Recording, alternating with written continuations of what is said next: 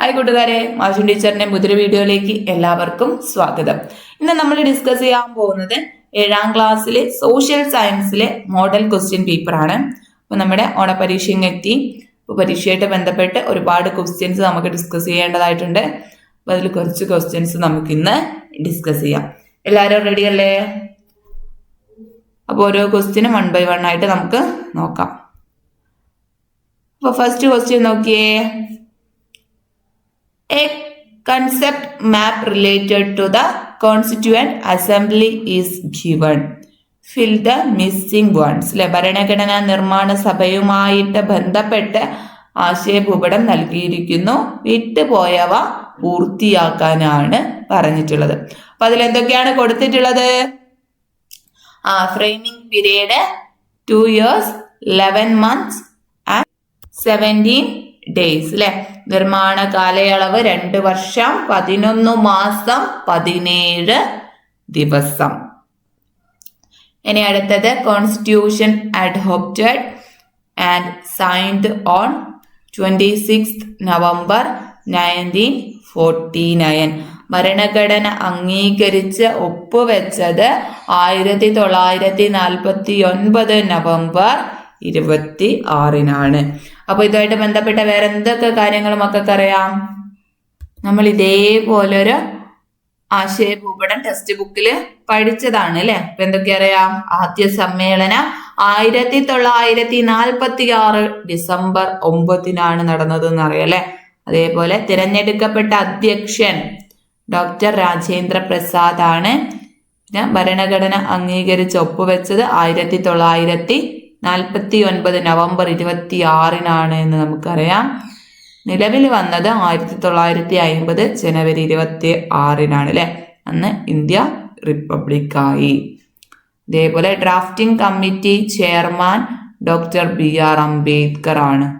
Okay അല്ലേ? ഇത്രയും കാര്യങ്ങൾ നമുക്ക് ഇതിൽ നിന്ന് അറിയാവുന്നതാണ് അല്ലെ. ഓക്കെ അല്ലേ? അപ്പൊ അതിൽ എന്തൊക്കെ എഴുതാം? First meeting 9th December 1946. President of the constituent assembly doctor Rajendra Prasad. Chairman of the drafting committee doctor BR Ambedkar. Total members ഒക്കെ നമുക്കതിൽ ഉൾപ്പെടുത്താവുന്നതാണ്. ഓക്കെ അല്ലേ? അപ്പൊ ആ ഒരു ആശയഭൂപടം കൃത്യമായിട്ട് മക്കള് പഠിച്ചു വെക്കണം കേട്ടോ. അതിൽ ബി ക്വസ്റ്റ്യൻ നോക്കിക്കേ. Name the code of laws followed by our country until we become a republic അല്ലെ. നമ്മുടെ രാജ്യം റിപ്പബ്ലിക് ആകുന്നത് വരെ പിന്തുടർന്ന നിയമസംഹിത ഏതായിരുന്നു മക്കളെ? ഗവൺമെന്റ് ഓഫ് ഇന്ത്യ ആക്ട് 1935 അല്ലെ. Government of India act 1935. Okay അല്ലേ? അപ്പൊ നമുക്ക് അടുത്ത ക്വസ്റ്റ്യനിലേക്ക് കടക്കാം. Observe the picturisation related to constitutional അമെൻമെന്റ്. Complete the missing part. Okay അല്ലേ? അപ്പൊ അതിൽ കൊടുത്തത് ഏതൊക്കെയാണെന്ന് നോക്കിയേ മക്കളെ. ഭരണഘടനാ ഭേദഗതിയായിട്ട് ബന്ധപ്പെട്ട ചിത്രീകരണം നിരീക്ഷിക്കൂ. വിട്ടുപോയ ഭാഗം പൂർത്തിയാക്കാനാണ് നിങ്ങളോട് പറഞ്ഞിട്ടുള്ളത്. അപ്പൊ ഏതൊക്കെയാണെന്ന് നോക്കിയേ. അമെൻമെന്റ് 1 അല്ലെ. ഒന്നാമത്തെ ഭേദഗതി എന്താണ്? ഭേദഗതി 1 എന്താണ് മക്കളെ? The number of schedules increase to 9 അല്ലെ. പട്ടികകളുടെ എണ്ണം 9 ഇനി അവിടെ വിട്ടുപോയത് ഏതാണ്? അമെൻമെന്റ് 86 ആണ് അല്ലെ. ഭേദഗതി 86 വിട്ടുപോയത്. അതേപോലെ ഭേദഗതി 101 വിട്ടുപോയിട്ടുണ്ട്. ബാക്കിയൊക്കെ കൊടുത്തിട്ടുണ്ട് അല്ലെ. ഓക്കെ അല്ലേ? അപ്പൊ ഭേദഗതി 86 എന്തായിരുന്നു? എന്തിനെയാണ് സൂചിപ്പിക്കുന്നത്? ഭേദഗതി 86 പ്രകാരം വിദ്യാഭ്യാസം മൗലികാവകാശമായി അല്ലെ. വിദ്യാഭ്യാസം മൗലികാവകാശമായി. അതേപോലെ ഭേദഗതി 101 ചരക്ക് സേവന നികുതി GST. അപ്പൊ ഓരോ ഭേദഗതിയും ജസ്റ്റ് ഒന്ന് പറയാം. അമെൻമെന്റ് 86 അല്ലെ. ഭേദഗതി 86 right to education for children aged 6 to 14 അല്ലെ. എന്താണ്? 6-നും 14-നും ഇടയിൽ പ്രായമുള്ള കുട്ടികൾക്ക് സൗജന്യവും നിർബന്ധിതവുമായിട്ടുള്ള വിദ്യാഭ്യാസം ഉറപ്പാക്കുകയാണ് ചെയ്തത് കേട്ടോ. അതേപോലെ ഭേദഗതി 101 ചരക്ക് സേവന നികുതിയിലെ GST goods and service tax നടപ്പിലാക്കി. ഓക്കെ അല്ലേ? അപ്പൊ അതേപോലെ തന്നെ അടുത്ത ക്വസ്റ്റ്യൻ നോക്കിയേ. ബി ക്വസ്റ്റ്യൻ, കോൺസ്റ്റിറ്റ്യൂഷണൽ അമെൻമെന്റ് is the characteristics of our constitution. അല്ലെ, നമ്മുടെ ഭരണഘടനയുടെ സവിശേഷതയാണ് ഭരണഘടനാ ഭേദഗതി എന്ന് പറയുന്നത്. ഭരണഘടനാ ഭേദഗതിയുടെ വിശദാംശങ്ങൾ ഉൾക്കൊള്ളിച്ചൊരു കുറിപ്പ് തയ്യാറാക്കാനാണ് പറഞ്ഞിട്ടുള്ളത്. അപ്പൊ ഫസ്റ്റ് തന്നെ ഭരണഘടനാ ഭേദഗതികൾ ഏതൊക്കെയാണ് എന്നുള്ളതൊക്കെ ഡീറ്റെയിൽ ആയിട്ടൊന്ന് പറയാം. അപ്പൊ അത് ഉൾക്കൊള്ളിച്ചുകൊണ്ട് നിങ്ങളൊരു കുറിപ്പ് തയ്യാറാക്കുകയാണ് വേണ്ടത്. ഓക്കെ അല്ലേ? അപ്പൊ ഫസ്റ്റ് അമെൻമെന്റ് അല്ലെ, 1ാം ഭേദഗതി എന്താണ് മക്കളെ? Increased the number of schedules to 9 and added provisions to protect land reform laws. അല്ലെ, ഭരണഘടനയിലെ പട്ടികകളുടെ എണ്ണം 9 വർദ്ധിപ്പിച്ചു എന്നുള്ളത് ഓർത്ത് വെക്കട്ടെ 1ാം ഭേദഗതി പ്രകാരം. ഇനി അടുത്തത് 42ാം ഭേദഗതി അല്ലെ, 1974 1946 42ാം ഭേദഗതിയിലെ അമെൻമെന്റ് 42. അപ്പൊ ഇതിനൊരു പ്രത്യേകത ഉണ്ടായിരുന്നു, മിനി ഭരണഘടന എന്ന് അറിയപ്പെട്ടിരുന്നു അല്ലെ, മിനി കോൺസ്റ്റിറ്റ്യൂഷൻ എന്ന് അറിയപ്പെട്ടിരുന്നു എന്നുള്ളത് നോട്ട് ചെയ്ത് വെക്കുക. ഈ പ്രത്യേകതകളൊക്കെ പ്രത്യേകം നിങ്ങൾ നോട്ട് ചെയ്ത് വെക്കണം കേട്ടോ. ഈ ഭേദഗതിയിലൂടെ മുഖവരയിൽ മതേതരത്വം, സോഷ്യലിസം, അഖണ്ഡത അല്ലെ, എന്താണ് സെക്യുലറിസം, സോഷ്യലിസം, ഇന്റഗ്രിറ്റി എന്നീ വാക്കുകള് കൂട്ടിച്ചേർത്തു. ഓക്കെ അല്ലേ?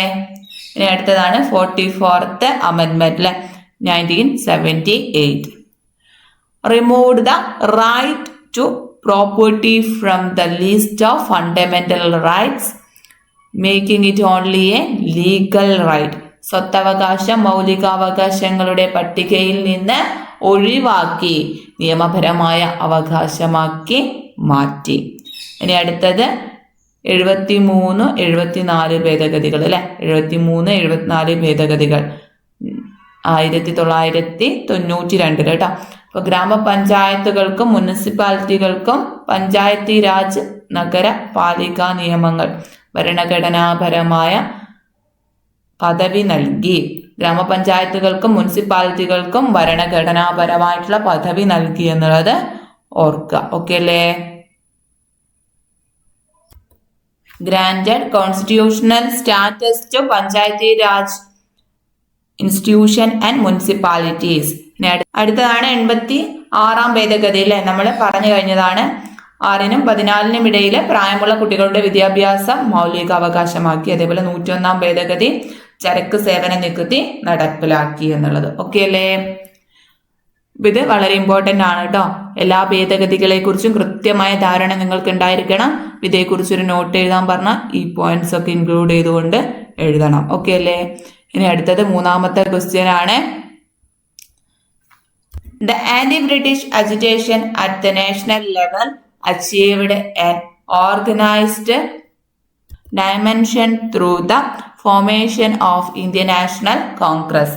ഇന്ത്യൻ നാഷണൽ കോൺഗ്രസിന്റെ രൂപീകരണത്തോടെയാണ് ദേശീയ തലത്തിൽ ബ്രിട്ടീഷ് വിരുദ്ധ പ്രക്ഷോഭങ്ങൾക്ക് സംഘടിത സ്വഭാവമുണ്ടായത്. ഇനി അതുമായിട്ട് ബന്ധപ്പെട്ട ക്വസ്റ്റ്യൻസ് ആണ് ഇവിടെ കൊടുത്തിട്ടുള്ളത്. ഫസ്റ്റ് ക്വസ്റ്റ്യൻ നോക്കിയേ. Which regional organizations existed before the formation of Indian National Congress? Indian national കോൺഗ്രസിന്റെ രൂപീകരണത്തിന് മുൻപ് നിലവിലുണ്ടായിരുന്ന പ്രധാനപ്പെട്ട പ്രാദേശിക സംഘടനകൾ ഏതെല്ലാമാണ് എന്നാണ് ചോദിച്ചിട്ടുള്ളത്. ഏതൊക്കെയായിരുന്നു മക്കളെ? ഈസ്റ്റ് ഇന്ത്യ അസോസിയേഷൻ, അതേപോലെ Pune Sarvajanik Sabha, Indian association, Madras Mahajanasabha, Bombay presidency association. Okay അല്ലേ? അപ്പൊ അതിൽ തന്നെ ഒരു ബി ക്വസ്റ്റ്യൻ കൂടെ ഉണ്ട്.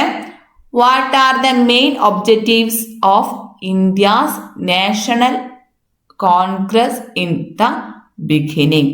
ഇന്ത്യൻ നാഷണൽ കോൺഗ്രസിന്റെ ആദ്യകാല ലക്ഷ്യങ്ങൾ എന്തൊക്കെയായിരുന്നു എന്നാണ് ചോദിച്ചിട്ടുള്ളത്. എന്തൊക്കെയായിരുന്നു? അതിൽ ഫസ്റ്റ് വൺ ആണ് to promote friendly relations between nationalist workers from different parts of the country. രാജ്യത്തിന്റെ വിവിധ ഭാഗങ്ങളിൽ നിന്നുള്ള ദേശീയ പ്രവർത്തകർ തമ്മിൽ സൗഹൃദപരമായ ബന്ധം വളർത്തിയെടുക്കുക എന്നുള്ളത്. പിന്നെയോ to develop the consolidate feelings of national unity irrespective of caste, religion or province. ജാതി, മതം, പ്രദേശം എന്നിവയുടെ വേർതിരിവുകളില്ലാതെ ദേശീയ ഐക്യബോധം വളർത്തിയെടുക്കുകയും ശക്തിപ്പെടുത്തുകയും ചെയ്യുക.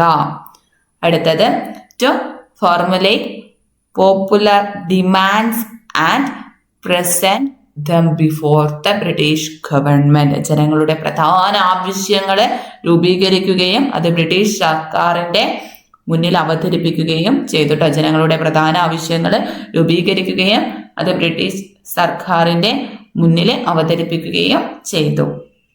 അടുത്തതാണ് to organise public opinion in the country in support of this demands. അല്ലെ, ഈ ആവശ്യങ്ങൾക്ക് അനുകൂലമായി രാജ്യത്തിന് പൊതുജനാഭിപ്രായം രൂപീകരിക്കുക.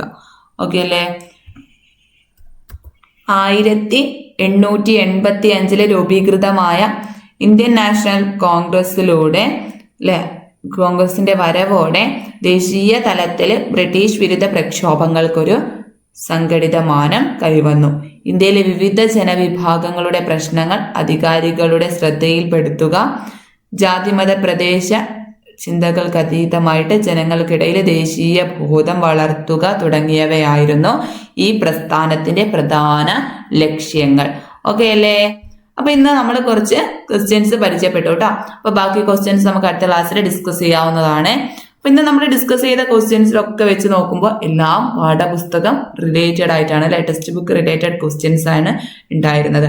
അപ്പൊ ടെക്സ്റ്റ് ബുക്ക് നന്നായി വായിക്കുകയും പഠിക്കുകയും ചെയ്താൽ കൃത്യമായിട്ട് ഇത്തരം ചോദ്യങ്ങൾക്ക് നിങ്ങൾക്ക് ഉത്തരം എഴുതാൻ സാധിക്കുന്നതാണ്. ഓക്കെ അല്ലേ? അപ്പൊ വായന വളരെ ഇമ്പോർട്ടൻ്റ് ആണ്. അപ്പൊ നമ്മളുടെ ക്ലാസ് ഇന്ന് ഇവിടെ വൈൻഡപ്പ് ചെയ്യാണ്. Thank you.